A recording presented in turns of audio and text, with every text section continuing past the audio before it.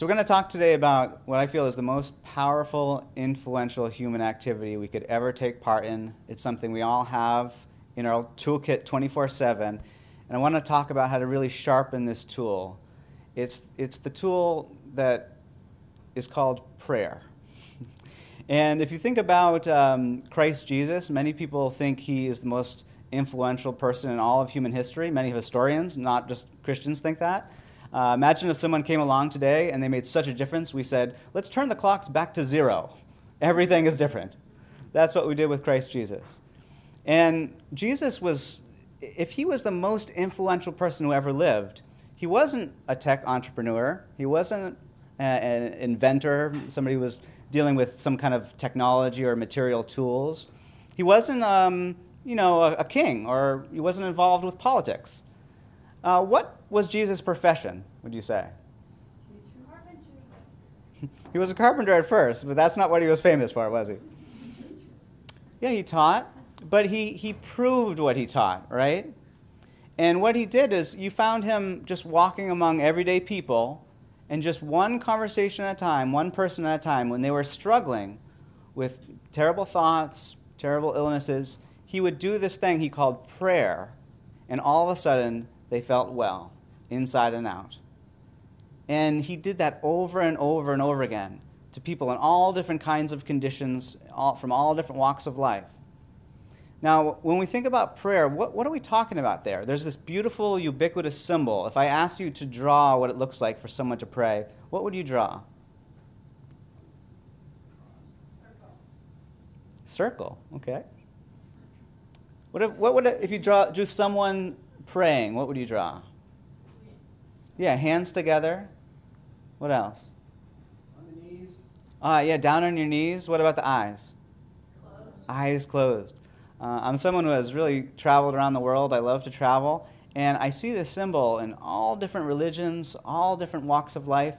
There's variations on the symbol, but there's something so intuitive about someone being down on their knees, their eyes closed, their hands folded, that this symbol really connotes what it means to pray. So if that's true, what does it mean to be down on our knees? What does that symbolize? Say again? Humility. I love that word.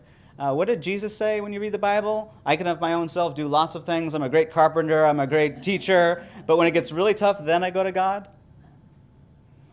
No, he said, I can of my own self do nothing. A few of you have read your Bible out there. He really had a sense that what is creating and governing reality wasn't any personal mind or psyche, no matter how good it is. Often we walk around thinking we're creators of our little lives. We're kind of creating our own lives. We're making our own choices, and we're kind of creating what's happening in our life. But if we just take a step back and ask, is there a God? Sometimes when people hear me talk about spirituality, they say, well, you have the Christian God, there's a Muslim God, a Buddhist, they have some form of God. Why is your God the right one? Well, when I use that word God, I'm talking about this universal concept, not a God, the God. Is there something creating and governing this moment? And if we just step back in a very universal sense and ask ourselves that question, we might say, yes, there is life, right? Life is creating and governing this moment. There's one life that we're all a part of. We're in this life together. We're of this life together. Can't we agree about that? And that life is actually creating this moment right now. We're not doing it. And so to get humbled before that fact, in the old days, if you went before a king and you knew that king had power over you, had government over you, or governance, you would get down on one knee, you would genuflect to show that, yes, this king does have power over me. When you get both knees on the ground, I think that's a symbol for really accepting that there's something creating and governing this moment right now, and it's not me. Now, have you ever had a moment where you've really felt close with life? Like you've really felt at one with it?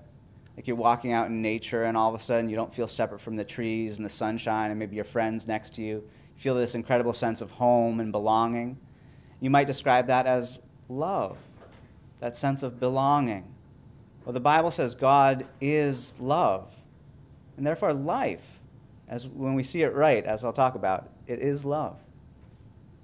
Well, The Bible says we should pray without ceasing, implying it's something we can and do all the time. So prayer is really a perspective. It's an attitude. It's an approach to living. But that symbol, it really does strike at the heart of what prayer is. So what is it to close one's eyes? What's that all about? Focus your attention. Yeah, focus your attention. You can't be tweeting on your phone when your eyes are closed, right? TikToking. What else? Where did Jesus say we should go to pray? Someone know? The closet. And he was a man of the wilderness, like myself. There weren't a lot of closets outside. He was clearly talking about blocking out what you might call our physical or material senses. Because as you'll see in this lecture again and again and again, what we often see to our physical sense, our human perspective, it's not only not showing us the full picture, but often reality is the inverse of what our physical senses purport or show to us. Okay, then lastly, with that symbol, there are these two hands coming together. What do you think that could symbolize? Peace, no violence. Oh, I love that. No peace, or peace, no violence, yes. Unity. Unity, yes. You know, it seems like all day long we walk around two separate hands, as separate as can be, right, left, right? And then in prayer, there's this dissolution of division, of divisiveness, of us versus them, left versus right. And there's this sense of unity, oneness. Now, what did Jesus say? I and my Father are two, but when I pray, we're relatively close? No. He said, I and my Father are one, just one thing.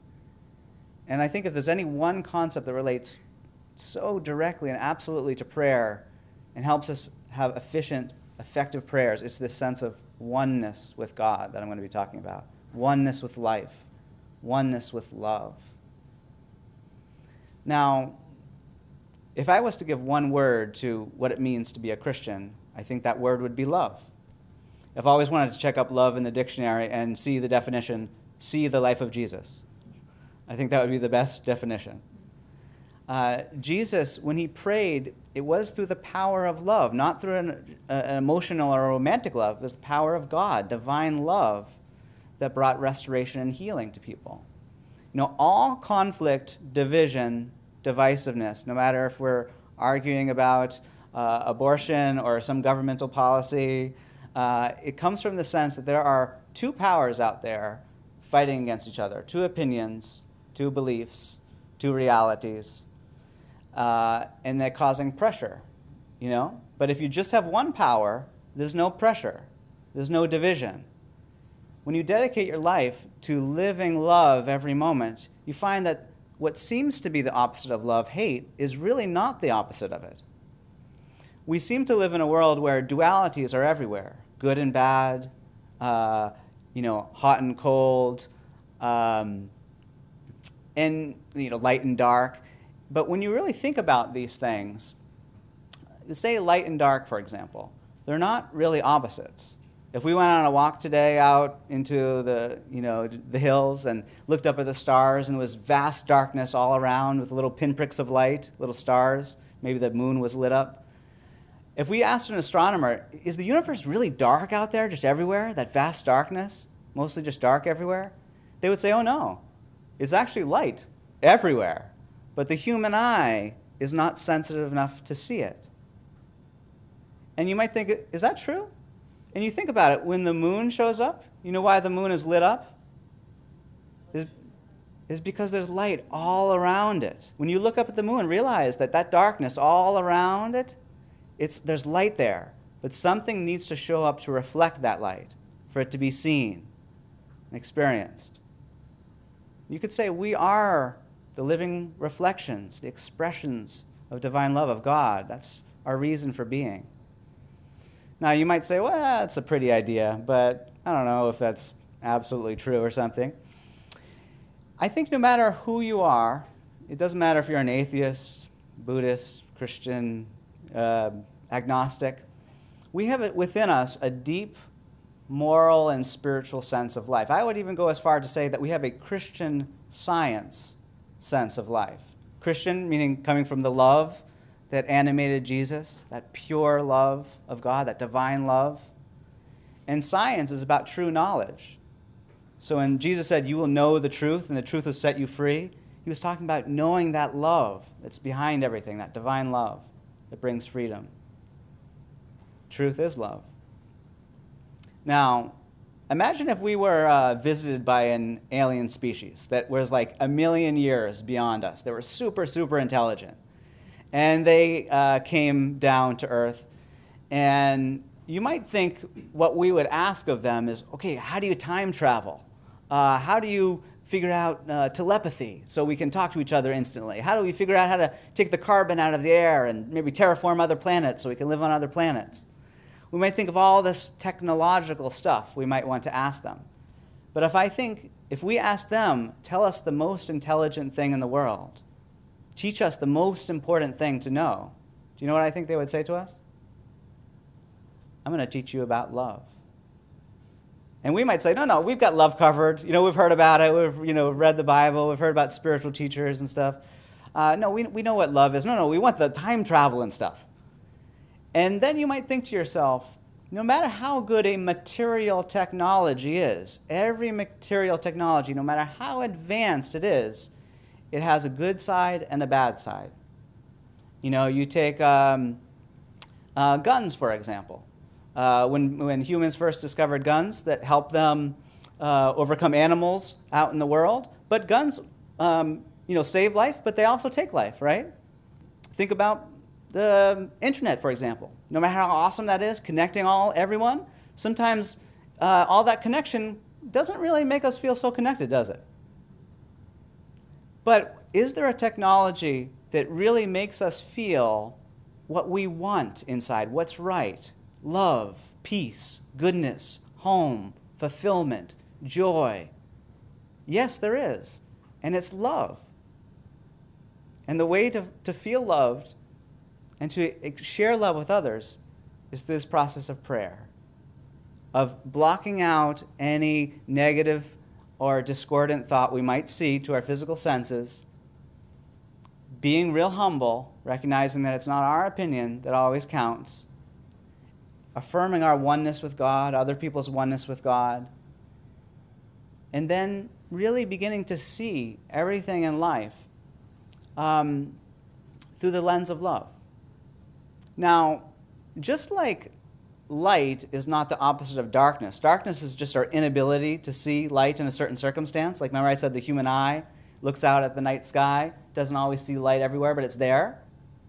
You imagine if you take a flashlight and you brought a flashlight to the darkest area of the world, chronic darkness, never seen light ever, maybe it's a cave or some box or something, and you bring a flashlight into that box or cave, the second it looks in there, it says, I don't see this darkness that you're talking about. What's this darkness you speak of? I only see what my light illumines. Does that make sense? Well, Jesus, wherever he went through the light of love, he saw possibility. He saw love. He didn't see hatred or darkness where he was. Now, another way to think about this, just to take it one step further, and then I'm going to show you some examples of how this works in your life. I spoke about all of us having this innate sense of love within us. This, you could even say this Christian Science sense within us.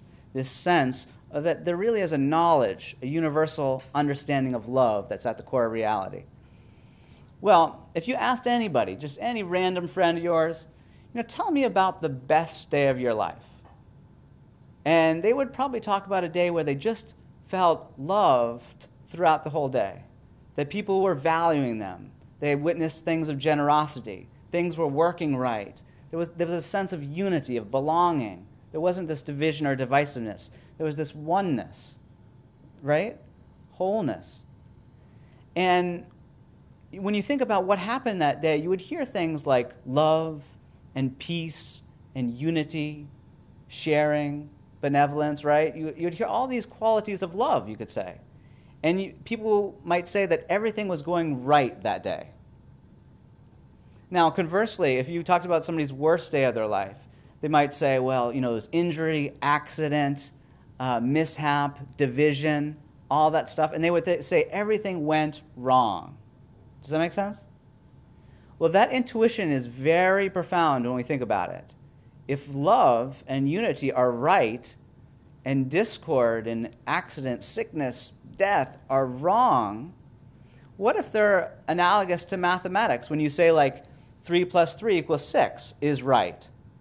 And imagine if I wrote on this, this wall behind us, 3 plus 3 equals 6, and then 3 plus 3 equals 7. And you could see it in the same way behind me. Same font, same density. But you would say one of those equations is right, correct? 3 plus 3 equals 6, and the other one is what?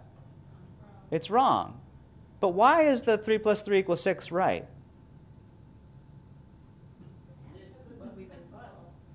Yeah, you can prove it, and there's a principle behind it. To say there's a principle behind it is really saying that there's a creator behind it. There's a reality that's making and sustaining that. 3 plus 3 equals 7, it's not really created. You're seeing it, but there's no principle behind it. Or you could even say there's no God behind it. And when you use 3 plus 3 equals 6, it's a perfect equation, right? It's perfect at all times for all people. It's universal. Doesn't matter what religion, doesn't matter what age you live in. It's going to work for you, right? Worked 2,000 years ago. It's going to work 7,000 years from now. It's going to work to those aliens if they ever come here. And to say that's right, it means that when you apply it, you're going to get harmonious results. So whoever built this building, if they measured perfectly in line with mathematics, I think they did, because the roof is stable, and we're not getting wet in here. But if the person who built this building had 3 plus 3 equals 7 in their head, when they built that, things would go wrong because they were starting from a false principle. Does that make sense? So if love is right, there must be a principle behind it, right? There must be a God behind it. And if when we see things that are discordant, we immediately say those are wrong, because I think we understand intuitively that there's not a principle behind that. All right. So how does this play out in our daily lives when we're dealing with something that's troublesome? About like 6 months ago or so, I know a lot of us have been having a tough year or two because this worldwide pandemic's been sweeping the country. And I remember in Boston, where I live, at the time, everyone was getting really excited because sickness levels had gone down and people were taking off their masks. They were going outside. They're starting to meet their friends. And everything was feeling great. And then all of a sudden, there was another wave of sickness. And all of a sudden, the apartment building that I lived in, they pasted signs everywhere. Oh, you need to wear your mask, mandatory. They said like people in the building had got ill, and they said, watch out. And there was kind of this fear in our building about this. And as you can tell, I'm a very prayerful person, and putting God first, putting love first, has really helped me keep safe and keep healthy in many conditions. And usually I can really help people. I've actually prayed for many people who've had difficulties with sickness during this last year or two with flu-like or COVID-like symptoms, help them find healing. But I was having one particular day where I just felt really off kilter. I didn't start my day with prayer, which is always the right thing to do. And I just had one demand after the next. And I just felt like I was kind of getting dragged through life. And at one point I said, you know what? Maybe what I need to do is go out into the courtyard and just get some fresh air. And I took my little daughter with me.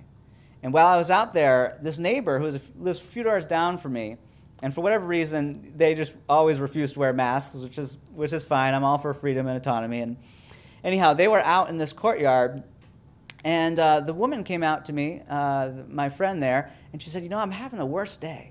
And I said, well, why is it? And I was thinking to myself, I'm having the worst day too. I didn't say it out loud. But she said, well, my husband got so sick, my kids are so sick. And she started to name off all the symptoms on the news everybody was scared of. And then I looked to the side of me, and her little son is just rolling around with my daughter out there on the hills there.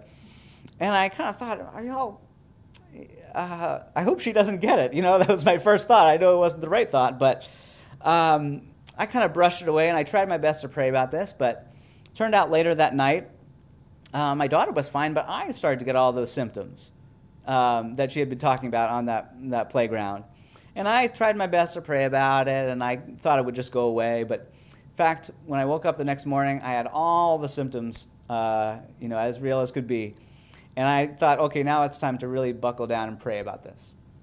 Now, if you're kind of new to prayer and, you're kind of questioning Christianity as a whole, maybe the Bible as a whole, if you ever read this book, I've read this book cover to cover several times, it's often not what you think it's going to be. It's not a dogmatic book at all. It's written over about a 1,500-year period by people of all different classes, many different languages, rich and poor people. There's all sorts of beautiful literature in this, poem, mythology. There's a book of Lamentations. There's biographies of the greatest man who ever lived. There's parts where you're just reading people's letters. It's like reading their mail. There's books of Revelation in here. There's whole books of this like poet king David. He's like singing songs everywhere on his harp, and he was also fighting lions when he was younger. It's a really diverse book of all different kinds of literature from all different kinds of people. But the one thing that ties, I think, everything together is this concept of monotheism, that there really is just one source behind everything in life. There's one God, you could say. And that God is really revealed towards the end of the book in this beautiful way as love itself. Love itself. Now, I didn't feel very loved in that moment when I was feeling so sick. And there's this correlative idea in the Bible that not only is there just one power, love, but that we shouldn't have any other idols. This comes up again and again in this book. That we shouldn't have any other beliefs in other gods beside the one God that is love. Now, I started thinking my own thought as I was praying there. Do I believe that love is the only power, only principle, only God, only influence in my life? And I could see, no, I'm not believing that. There were a lot of little idols in my thought. And it was easy to identify those idols. I started to think about my lovely neighbor, and I started to think about her out there on the playground. I thought, well, she shouldn't be bringing her kids down there if she was so sick. And I thought that was an idol in my thought, the way I was judging her. I certainly wasn't seeing her as the image and likeness of God, as the Bible says we should see people. And I started to think about that little boy on the playground, that little play area, and I started to think, well, I must believe could be some kind of vessel for evil or sickness. And then I thought, you know what? The biggest idol in my thought is myself. Because I was kicking myself. I thought, just if I was more spiritual, just if I got, praying early in that day, I wouldn't be in this whole mess, right? I would have been helping that woman out in the playground, sharing helpful thoughts with her, instead of feeling fearful myself and ending up getting this disease. And so then I buckled down and I really started to pray about this. I want to share how I prayed because I think it's going to be helpful for us as we move forward here. What I did was I started to recognize that right where that darkness seemed to appear with those different people, those wrong thoughts that made me feel wrong inside when I was judgmental towards my lovely neighbor there, wasn't seeing her as the image and likeness of God, that made me feel bad, made me feel wrong, because I was literally doing something wrong. I wasn't seeing her through the eyes of love, through the one principle, through what produces everything right and real. And so I started to try to do that.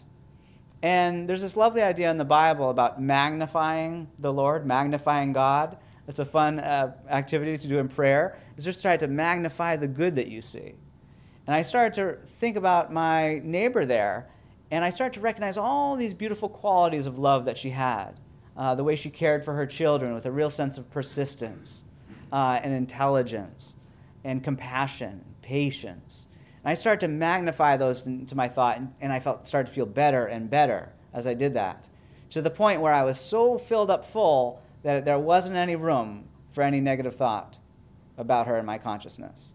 And I just had this beautiful concept of her in my thought. And I thought, this is right. And I knew I was on the right track. So I kept going. And then I went to that little boy. And instead of thinking of him as this, vessel for error, I started to recognize all those beautiful qualities, even out there as he was playing. That sense of innocence, that sense of joy at adventure.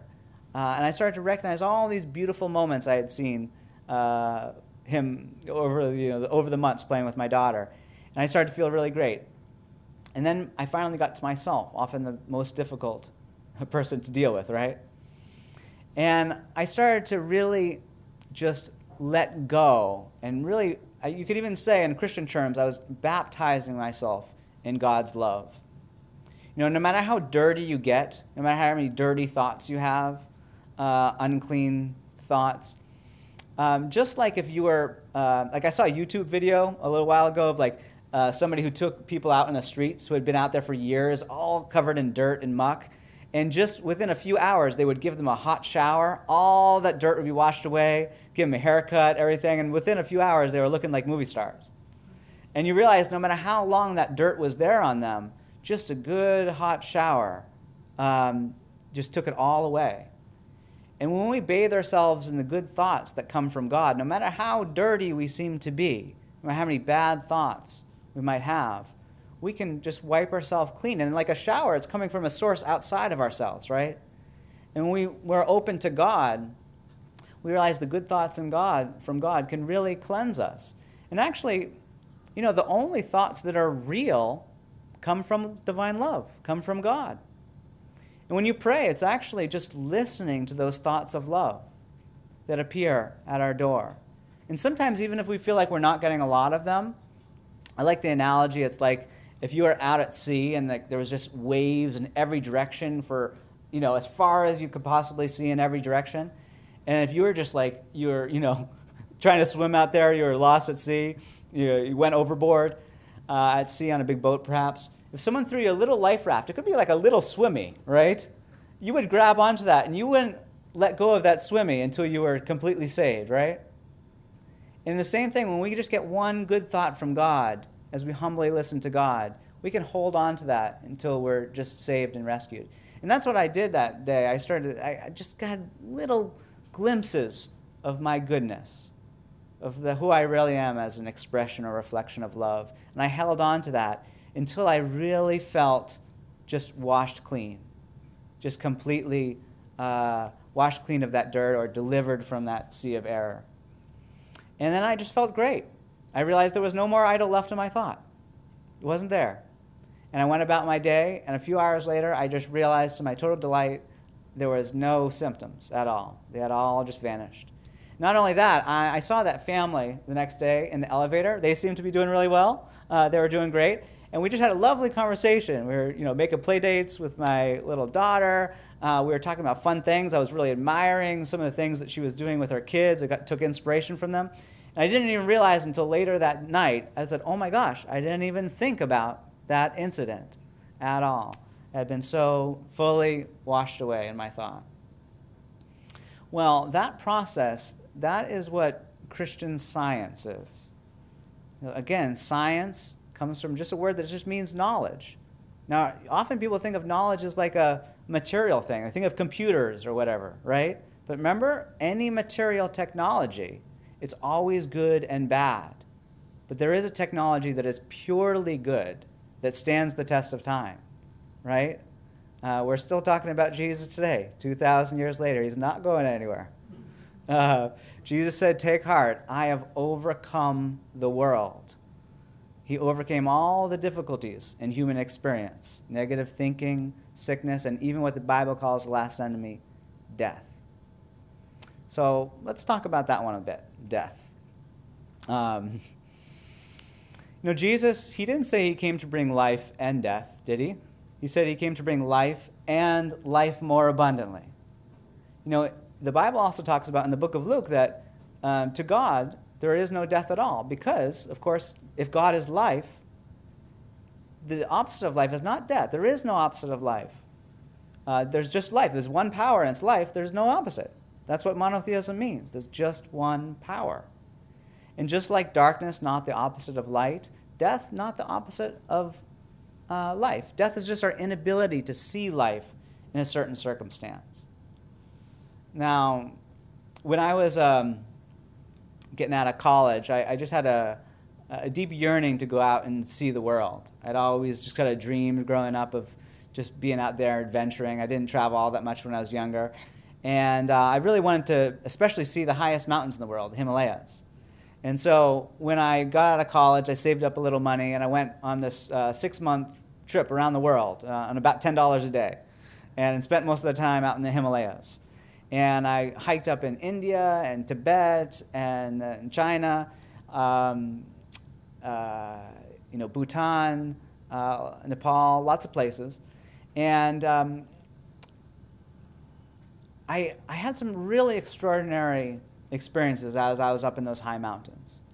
And I had a real problem with altitude sickness. Every time I got up to the high altitudes, I got tremendously sick.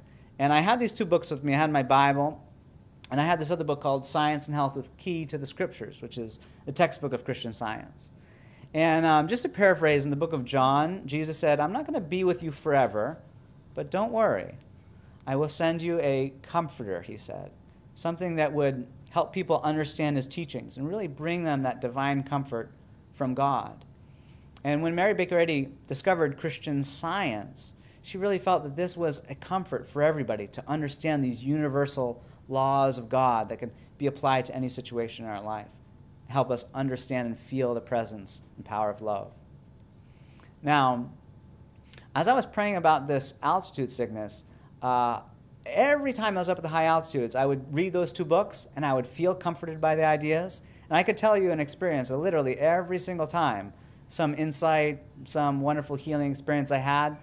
But that altitude sickness that just happened to me every time in a way that was much more extreme than my fellow hiking friends, that didn't go away. And eventually I was diagnosed with a blood condition at the end of my story. And I'm going to tell you how I was completely healed of that. But often people, when I give a talk like this, they'll say, well, Nate, I don't know if I can pray for others because I'm dealing with some issue myself. I want to tell you about a healing first that I had along the way. As I was praying about this, I still hadn't overcome this altitude illness. But as I was praying those ideas, I couldn't help but share them with other people. Now, one time I came across this village right in the Nepali-Indian border. And I came across a village, and there was this most lovely family I'd ever met in the world. Just stayed up late talking about God with them. They were from a different faith, but we had so much in common, actually. And they were just the most lovely people. But they had a brother who was just the exact opposite. I'm sure he could have been diagnosed with some kind of mental ailment. And he was just kind of like hiding from us. He was like a feral animal. He was like, just pushing away from us. And I just thought to myself, man, I'd love to see what's going on with him, to figure that out and to really help him, share some ideas that I've seen help and heal other people. When I first came across this book in college, I was studying religion. And I was deeply searching for what is true. And I was doing personal care work for a woman who was chronically ill. And long story short, I started to share ideas with her from this book. And within a few months, she was up out of her bed, taking dance classes, taking art classes. I lost my job, but helped understand how much prayer can help people. I had all sorts of other healings. My dad was an alcoholic most of my life growing up, caused a lot of ruckus in our family. I started to view him differently. And he was so critical of my religious studies. But as I really consecratedly tried to not fight with him and actually see him as the image and likeness of God, one day all his desire for alcohol left him, and he started to become the biggest proponent of my religious studies at the same time. I had a shoulder injury. I had to stop playing sports when I was 13. I remember crying back from the hospital room there with the doctors when they told me I couldn't play sports anymore. I pivoted to other things in life, but that was always in the background. And when I was reading this book in college, that pain that was always sort of there in the background just dissipated as well. And so I really understood how this power of prayer through Christian Science can bring healing. So when I met that man who had all those mental difficulties up there in the mountains and was thinking about him, I never got to talk to him that night, but a few days passed, and I was back down in Darjeeling up in India, known for the tea. And I got a call from the mountaineering guide I was with on those travels, and he said, "Hey, Nate, that guy you met up in the mountains was all negative, the brother of that family." I said, yeah, I know who you're talking about. And he said, he got in this terrible accident. He's in the hospital. I'm going to visit him. Your hotel's along the way. Would you like to come with me? And I said, sure. And I got to this hospital, and I just was not prepared for what I was about to see. I had only seen sights and sounds like this when I was at Halloween in America. And when I walked into this hospital room, especially this man's room, he was acting as if he was possessed by a demon. He was strapped down to the bed and making all sorts of crazy gestures and everything. And people were coming to see him, and they were like saying their last goodbyes, like this man is about to die. And what's interesting was that when most people think about what's true in life, what can we really know, they think of what we generally call today as material science. Now, material science, all that it is just observing the patterns and regularities of nature. You know, you do something, you see how often it happens, you can kind of graph it out statistically. You know, we've seen a lot of graphs about disease the last couple years, how often things have popped up in different areas, how likely we might be able to get some disease. Well, Jesus, when he saw things that seemed to be likely, like bad weather, that it was expected to continue, he didn't just say, well, you got to accept that bad weather. There's a bad storm coming, just board up your houses. When he saw people who were really sick for a long time, he didn't just say, well, just, hope for the best and maybe I'll see you in heaven later. No, he brought a solution right then and there. Because if something is truly scientific, it exists everywhere. Like 3 + 3 = 6, it's everywhere, right? It belongs to everyone. Can be utilized by everyone everywhere. You don't wait till you die or go to heaven to utilize that equation. Now, when I was in that hospital room, I made it a little pact in my heart that I wasn't going to go to sleep that night until I could see that man as the image and likeness of God. And when I was there, I was caught off guard, and I was feeling a lot of fear. Now, there's a little acronym for fear. Maybe some of you have heard it. False evidence appearing real. Fear is kind of a faith. It's a trust in evil and its continuity, right? I was seeing this negative thing, and I was scared it was going to continue. Now, the people in the room, they were not only scared it was going to continue, but they really thought he was going to die because they were just doing rudimentary material science in their head. They were saying, how many times did this happen prior? How many times have they seen this kind of thing before? And what generally happened to it afterwards? And they saw the pattern they observed was that people often passed on when they were in this condition. And they had seen it a lot in their culture. And I was just kind of astonished because actually when I was in high school, I had a prom one time where there was a professional hypnotist who came to our school. And he was hypnotizing people, and he was making people act just like that guy was that day on that hospital room. They were acting like demons or wild animals, all sorts of things. And these were some of my good friends doing this up on the stage. And they were in a different state of consciousness where they didn't really know who they are, right? Does that make sense? And they were hypnotized with a thought that they were something else. And that discordant negative thought really took hold of them. Now, ideas are very important, aren't they? When I'm speaking to you right now, there's an idea that I have, and then my lips move in accordance with that idea, and it's articulating that idea to you.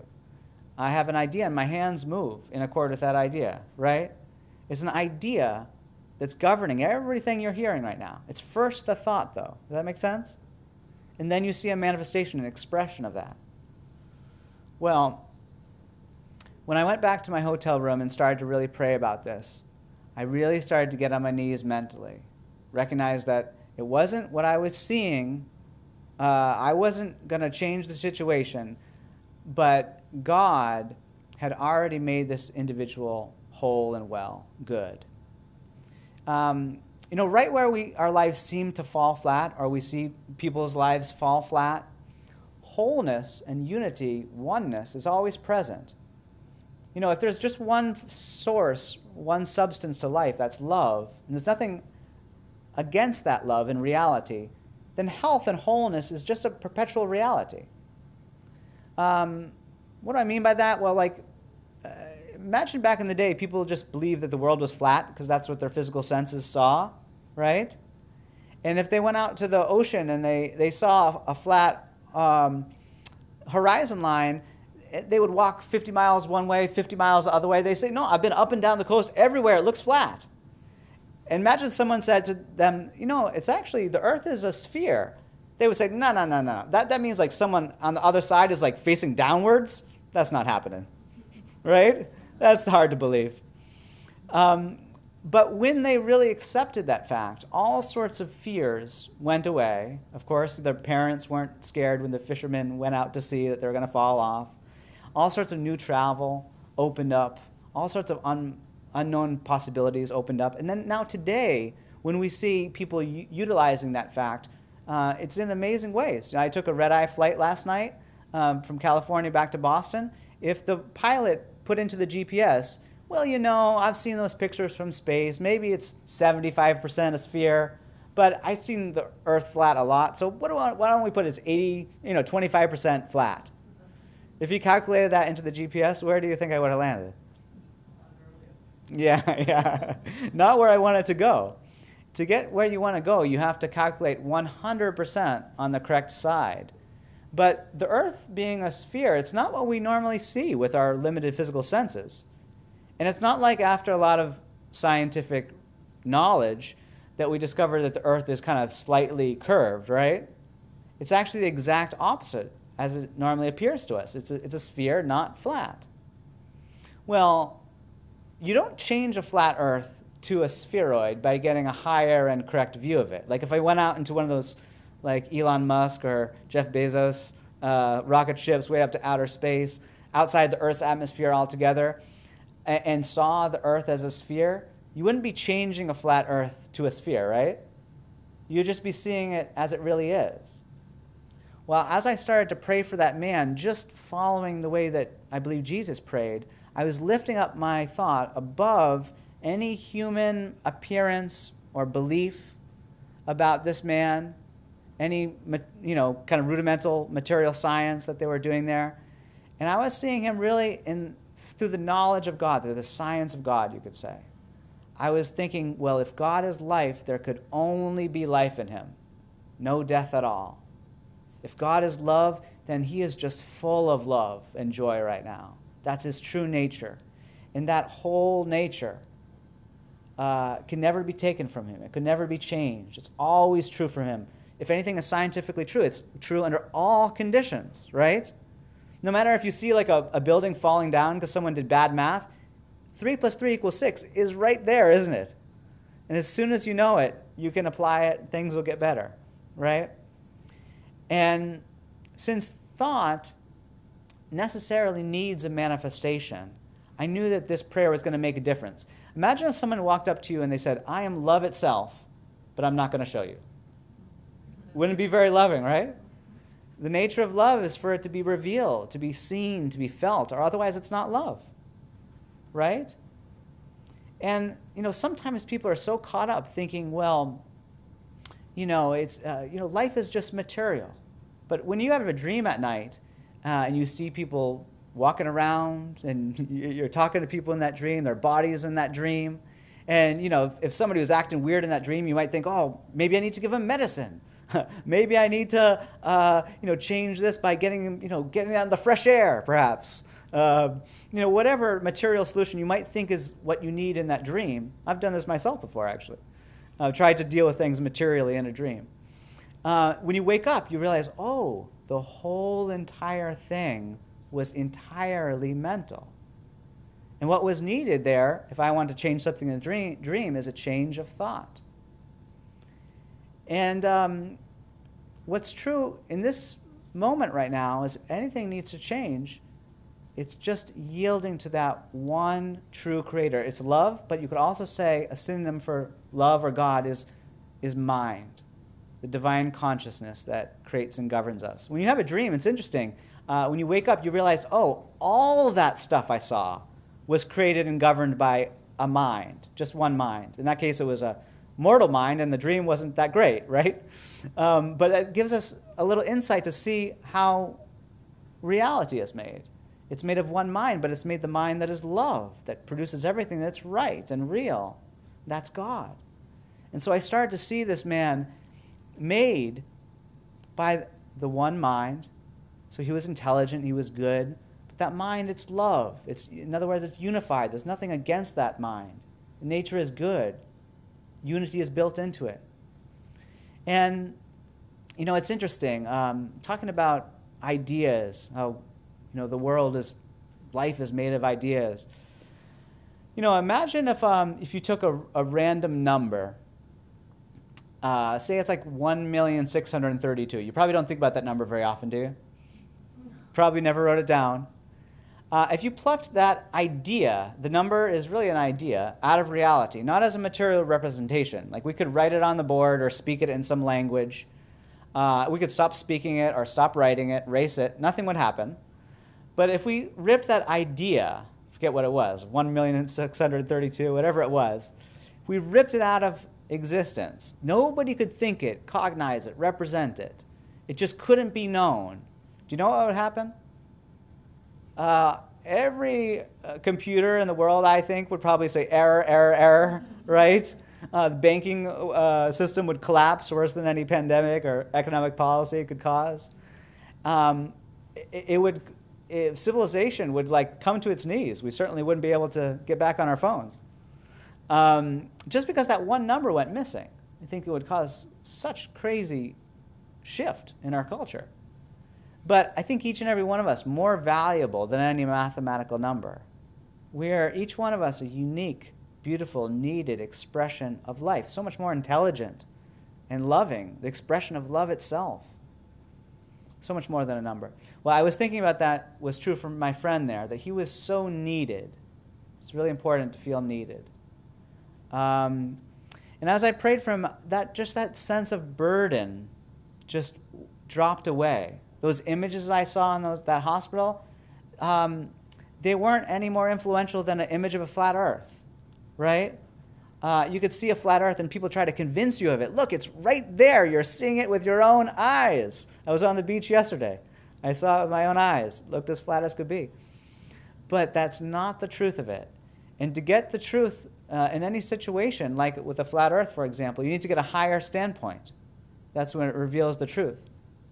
It's kind of like the same thing, like if we talk about a sun rising and kind of gradually coming up, shining brighter and brighter, high noon, then it starts to decay and eventually goes over the sunset, over the horizon, and we talk about the sunset.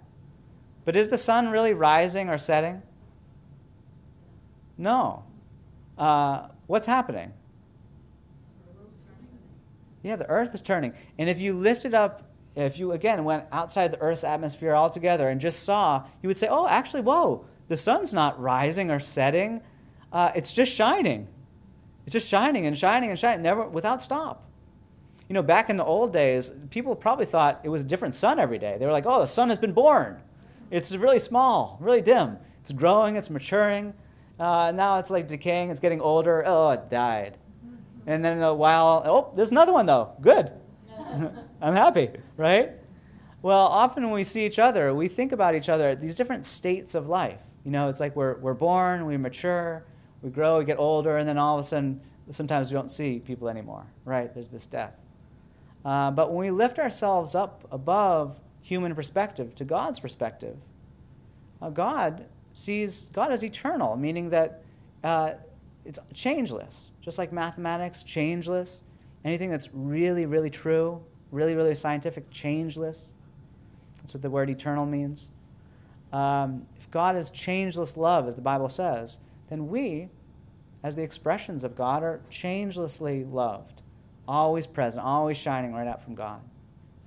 Now, I just want to share you one last analogy here about this, and then I'll share that the guy was healed. I'll tell you already, all right? But, Jesus, it's interesting when you read about Jesus, you often think like, whoa, Jesus is like Jesus, right? It is not me. When I was a kid, I went to a bunch of different Christian churches. My mom was kind of church shopping. I always see these big statues of Jesus up in the sky or up in the church, right? And I just thought, well, I'm not like Jesus. He might have been heavenly, godly. I read in the Bible he was always healing people. That's incredible. I can't do that, though. But when you read the Bible, you see, oh, Jesus was the light of the world. And you might think, well, what am I, the darkness of the world? But Jesus looked at everyday people and said, no, you guys are the light of the world, people who followed in his way. Then you might think, well, Jesus was the Son of God. When then you read the Bible and say, well, what am I? Oh, I'm the son or daughter of God. And then you might think, well, I see Jesus. He's the image, the likeness of God. That's what I see in the Bible. Well, what does the Bible say about us? We're the image and likeness of God, very first page. Jesus, I think he saw people in the same light as he saw himself. I've got a little 5-year-old at home, and on a good day, she worships me. She put a little police pin on me today, and I said, oh, am I the policeman? And she goes, no, you're my hero. I thought that was cute. But that age is awesome, but hopefully, I want her to eventually grow and keep maturing and eventually do the things that I've done in my life and hopefully greater. And I think Jesus, when he saw everyday people just like us, he had a hope that they would do the things that he did. They would go out and love and see people from God's point of view, really bring healing and health to people, and even more than he did collectively. Now, that light of the world analogy, this one is a really, really good one, because if you think about yourself, you're like, how do I identify myself or others just throughout the day? You might think, well, I think about myself in terms of what other people have said about me, or maybe what I've said about myself. But if you saw a light beam, maybe it came through the window, and you said to a light beam, you no good, you little demon, whatever you want to say, start to bully that light beam, would it change the light beam at all? Stop it from shining? What if you walked up to the light beam and you start to manipulate it, you start to abuse it, you bully it, you start to put a medicine in it or a vaccine in it or you drill in it? Would it change that light beam at all? Stop it from shining? What if you walked up to the light beam and put it into a box and walked into the other room and wanted to do a little scientific study? You opened up the box. Would the light beam be in there? Wouldn't be in there. But so often, if you really ask yourselves, like, how am I defining myself? How am I defining others? It's often what they've said, what's physically happened in their life, and about how the world has boxed them in. This age, this race, this educational history, this Instagram account, whatever it is, right? And you judge them based upon that little box. But if a light beam is not defined by any of those means, what is it defined by? Yeah, the sun. And you could say, without going into all the physics of it, the sun creates that light beam out of its very own being as its own expression, brand new every moment. Does that make sense? You put your hand up to that light beam for as long as you want, take it down, shining brand new. Isn't that right? Well, as I was thinking and praying about that man, I just sensed that he was not defined by what anyone said about him. He was not defined by those physical pictures that I had seen moments ago. He certainly was not defined by any boxed-in normalcy of this crazy activity. And I felt like I was not of their world, because I had never seen or believed anything like that before. I was in a better place to pray about this. So as I prayed about it, I just felt, again, just wonderfully whole after that prayer. And I eventually went to bed. And a few days later, when I was hiking in that area again, I realized I was going to go past where I originally met that man. And I thought, I'd stop in and say hi to the family.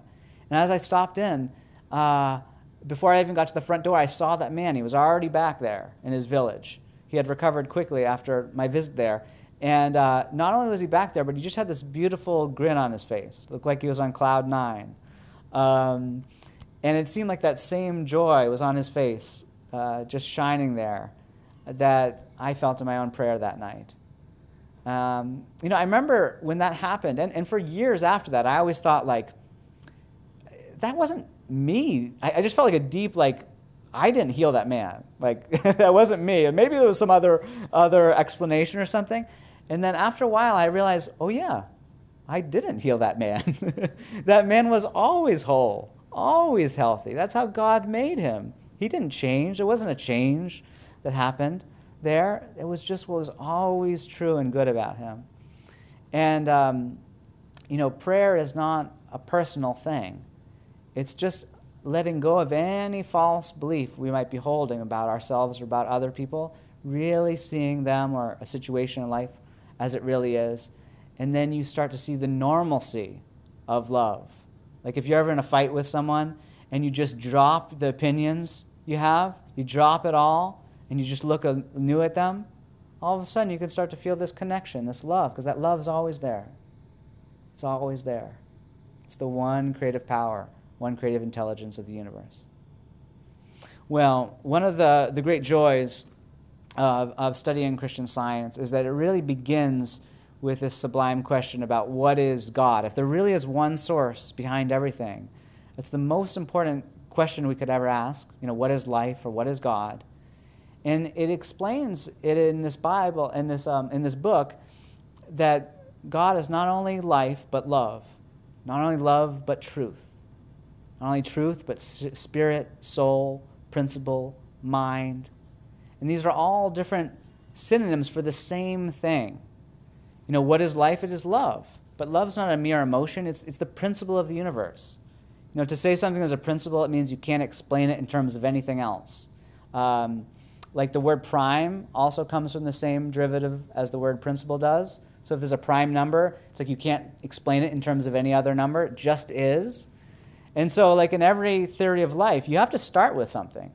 So like people who think life is just made of matter, for example, when they first discovered the atom, they thought, okay, well, everything is made of atoms. That's what things are made of. So they thought, I'm curious, what's inside that atom? What does it look like? People probably thought like, oh, it's going to be beaming with this life force, right? When I look inside of it. And do you know what they found when physicists looked inside the atom? Space, yeah, it was 99.999999999 many nines, empty space. For those of you who have read your Bible, you could say, Adam, where art thou? If you didn't get that joke, I'm going to explain it to you. There's this first chapter of Genesis, Genesis 1. It's about the one power, one source. It's this beautiful poem about the true essence of life. It says that there's one cause, it's the Spirit, God, creates everything. It's all good. And you know what's not introduced in that chapter? No division, no divisiveness, no sickness, no death. None of that. And it says God made all that was made, and behold, it was very good. End of story. That's not the end of the Bible. There's a second chapter, and that second chapter is about duality. It's about what we often see in human life from our human or limited point of view. We often see this duality, this conflict. And you see this dualistic or capricious God, a God that's both good and bad, both present sometimes and not present other times. That's what matter means, in one place and not in another place. And this dualistic God, right away, you see him create this dualistic man out of the dust of the ground, out of matter. And this man is called Adam. Sounds a lot like atom, right? And this Adam man, you know what the first thing he does? He falls into this slumber. And you know what he dreams? He dreams that woman was created to serve him. He must have been dreaming. And, when we talk about laws and even abortion stuff today, when people are fighting for rights, we're still fighting for equality in many ways. That have to understand that, the quality of the sexes. It's a wonderful thing that comes out through the study of Christian Science. And in fact, each and every one of us have both masculine and feminine qualities, can express that tenderness and also that strength come from God. Well, in that second chapter, you see everything that goes wrong in following the other chapters following it too. It continues on. That come from seeing life in a dualistic way, in a way that both light and dark, good and bad, are real, both matter and spirit. Again, what is matter? It's just the belief that something is in one spot and not another. So if this thing that I've been talking about, love, is in one spot and not another, that's a problem. That's a big problem. And that's a thing that Jesus did not like, when people thought that love was in one place and not another. Right where his culture was saying, oh, it's good to love, but don't love the tax collectors. They were under Roman occupation, the Jews at the time. Imagine if like Russia or China took over the United States and then they started to tax us a lot. And we were all complaining about these people taxing us. And then this holy man took one of those tax collectors as his own disciple. We'd all be like, what are you doing, right? Jesus He just took those tax collectors, loved them, transformed them inside and out. Right where his own religion was saying, oh, it's good to love, but we're the ones who understand it, right? We're the Jews. We have the truth. And they were judging what was called the Samaritans. They were people who were believing a different theology, right? They had different beliefs about God that the Jews thought were wrong. Well, what did Jesus show? It doesn't matter what label you have on the surface, Muslim, Buddhist, Jew. It matters what you do with love.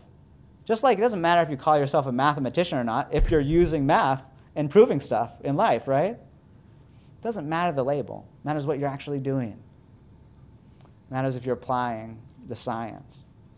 Well, another example too, right, where the medical field of Jesus' day was saying it's good to love, but you know who's really not loved? Those lepers out there. God must not love them, and they're contagious. Do not touch them, right? What did Jesus do? He went to those people because he knew that love was everywhere. And his consciousness of love helped bring health and healing, helped bring the feeling and experience of love right in that situation. Jesus knew that love, most powerful thing in the world. As he prayed, he understood the nature of love. Each one of us is an expression of love, and he proved it wherever he was. And, that was true for me when I was dealing with that altitude sickness. I was eventually diagnosed with a hemoglobin deficiency, and the doctor said I couldn't take this month-long mountaineering course I had trained many months for. It was going to capstone my 6-month journey. I was so excited about it. But then the doctor, he felt so bad for me. He said, you know what, Nate? I'll lie for you. He said, I'll just say that you passed if you really want it. You seem to be in good shape, and you can take pills or whatever if you need to. I think you'll be able to get through. And I thought to myself, Jesus didn't say you would know the lie and the lie would somehow get you out of this one. What did he say? You will know the truth, or you shall know the truth, and the truth shall set you free. And Mary Baker Eddy in this book, she says that honesty is spiritual power. So I actually went for a walk and prayed about it, and I thought about myself just in terms of that same kind of light beam analogy I was sharing. Didn't matter what happened to me in the past. Didn't matter what had physically occurred. It didn't matter how I was boxed in, given this label, this condition. All that matters was that I was made new by God every moment. That was the true perspective. And right at the end of the Bible, there's this beautiful book called Revelation. And at the end of it, there's this beautiful just crescendo where it's talking about all of our sense of sickness and depression and disease are going to pass away. And then it says, behold, I, God, make all things new. All things new. Just like when you dip your hand into a river, you let go, dip it again, it's all new water, right? All new water. And as I was feeling that just total sense of newness, I just felt this conviction that came from that power, that presence of love. I was moved with compassion to not only just know myself as that expression of love, but live it. And I actually went and I just knew everything was going to work out right. It says in Romans 8:28, all things work together for good to them that love God. And I went into that course, and they ended up writing me a recommendation, and it didn't lie about what was on that medical report. And I was able to get let in after a little conversation there. And when I got up to the high mountains for the first time, not only did I not feel sick, but I just felt this incredible sense of whole person health. So much so that I had a friend, even though he had passed that medical exam, he got really ill, and I asked if I could pray for him. And at first he said, no, I'm not into religion or whatever. And then he still wasn't feeling well later that night, and he thought, well, can't hurt, right? And he asked if I could pray for him, and we opened up to a beautiful 23rd Psalm in this book, Science and Health, where Mary Baker Eddy adds some words to really bring out the spiritual sense. And we read that together, and his whole, there's a line in there that says, restore my spiritual sense, restore my soul, my spiritual sense. And his whole sense of life seemed to be so material, so focused on his physicality, his body.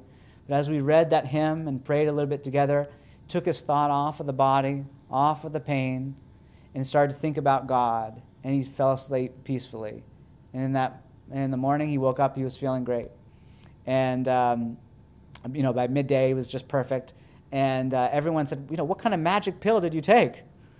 And it was a wonderful opportunity to share about the efficacy of Christian Science healing. Well, everything I've been sharing today, it comes right out of the life, the teachings of this amazing woman, Mary Baker Eddy. If you haven't read about her life, she really proved everything about the truth of Christian Science in her own life. And, it's amazing. If you read a biography like this, there's a little index in the back. You can hop to the back and just pick any letter, like I'll just pick D. And there's a little index of healings. I'll just read some of the Ds. She healed a dead boy, another dead boy, dead girl, another dead girl, deformed and crippled man, another deformed man case, degenerative bone disease, delirium, dental pain, diabetes, discouragement, dislike of her, dropsy, dry well, another dying case, dying from bone disease, dying from 2 fevers, dying in childbirth, dying pregnant woman. I've got a lot of dying here, don't we? She was bringing life to a lot of people. Those were not even all the Ds there. I just randomly selected that one. And so when you read about her life, it wasn't that she just healed everyday colds or just everyday ailments. She really saw when life seems to be darkest, the most grim, that light of love is always there for us. It's always the reality of the situation. And as soon as we start thinking, calculating out from it, we'll start to see good results. We'll start to see harmony unfolding in our experience. And, it's interesting. Mary Baker Eddy, even though she was such a wonderful healer, when she wrote her books like this book, Science and Health, she didn't say, I was, Christian healer Mary Baker Eddy. That's not what she's going around talking about herself as in these books. She talks about herself as the discoverer of Christian Science. Why is that so important? Well, imagine like if there was a great musician up here today. They're playing the most beautiful music in the world. And imagine if you had never heard beautiful music before. And all of a sudden, there's just this gorgeous tones. You're just feeling just so amazing. And you're just feeling the movement of soul. And it was just awe-inspiring. But imagine if you knew nothing about the science of music. You might just think, oh, this person has a gift. Maybe they have some magical belief about some God that's giving them this power, right? Maybe they have the right parents, that the parents somehow, it's in their blood, right? Well, what if someone walked up on stage and said, you know what, we've discovered the science of music. There are perfect relationships between the notes. They're eternal, in fact. They're always true. They apply to everyone just the same. And once you understand those relationships between the notes, you can actually start to read sheet music, play any song in the world. You might not get it right at first, but you'll start to learn, and you'll be surprised how good you can get at this. It's not a mystery. Well, a lot of people have thought that how Jesus healed through prayer is just a mystery, or it's just a gift that people have. But Mary Baker Eddy discovered the laws, how we can really understand God in such a way that brings out the harmony of life, the music of life in our experience in a consistent way. And, when we talk about laws, the simplest way to think about it is just if you put an equal sign between any of those synonyms of God that I talked about. Life is love. That's what it is. That's a law of God. Love is a principle. It's not something that comes and goes. It's fundamental, right? And that fundamental principle, it's soul. That means creativity and artistry and goodness. It's innate in all of us. You can go on and on, right? So I hope you felt that. I hope you felt that tonight. This is something that's true about each and every one of us. We're so needed. We're so valuable.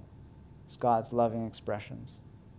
I want to share one last thing about Mary Baker Eddy before I close here. When people met her, they didn't get addicted to her personality. They didn't just want to go and keep knocking on her door every day just to feel lovely next to her. They really felt inspired to become healers too, to help other people. There was one time there was a woman who just got all sorts of terrible ailments, chronic spine issues, chronic heart issues. She picked up a iatrogenic ailment, something caused by medical intervention that went wrong. One of her ligaments was severed, and she thought she definitely wasn't going to walk again. She was in a wheelchair. And it got so bad that she felt she was about to pass on. And that's when someone who was taught by Mary Baker Eddy started to pray for her. And very quickly she started to revive. And she started to think, this is my interpretation, all things maybe are possible to God. That's the Bible says all things are possible to God. And so she kept praying, and it didn't come quickly, took persistence, but eventually she got up out of that bed and out of that wheelchair, and she started to walk again. And after that experience, she really wanted to meet Mary Baker Eddy personally. As you can imagine, Mary Baker Eddy was alive during that time. She was alive from 1821 until 1910. So this happened at the end of the 19th century there, or 18th century. 19th century, yes. When this woman, Harriet O'Brien, eventually met Mary Baker Eddy, she just got a moment with her. And this is what she said about that experience. She said, "Transparency is the word that best expresses my impression of Mrs. Eddy. Instinctively, I felt her great love, and I was conscious that no one I had ever seen loved me as much as she did. My entire thought was filled with a spiritual illumination, and there was a glory in the sunshine and landscape as though a breath of heaven had swept earth and enveloped me." Sounds like a good day, huh? You can imagine her just wanting to go knock on her door again, right? The next day, I want to get another little taste of that. But just like Jesus, Mary Baker Eddy, and her writings today, as you read them, they help inspire you to be a healer yourself. And in fact, when this woman met Mary Baker Eddy, this is what she said about it. She said, "My trip to Boston was for the purpose of determining whether the time had come for me to open a practitioner's office and to become a practitioner of Christian Science." She said, "After seeing Mrs. Eddy, all my questions were fully answered, and I returned to Kansas City and opened my office at once, healing desperate illnesses and sometimes raising the dying in 1 or 2 visits." And this woman, she ended up advertising for over 50 years in the Christian Science Journal, left a wonderful record of healing. I actually lectured for a church where she was from in Kansas City and met some people who were relatives, down the line of hers. So it was just a wonderful story, one of so many that you can start to read as you read about her life and how it touched other people's lives, that people continued to meet her, and they felt the inspiration that they too could become healers. This is so natural. Again, healing is not changing anything. It's just seeing life as it really is, seeing life through the lens of love. You don't change a flat earth to a spheroid by getting a higher and correct view of it. And you don't change a limited mortal to this beautiful image and likeness of God by seeing life from God's point of view. So I hope you caught a glimpse of that today. This church here in Beverly is offering, the Science and Health is available in the back here if you'd like to get a copy of this. There's also some other literature there. And I just want to thank each and every one of you for coming here. I know that not only are you needed, but you're loved.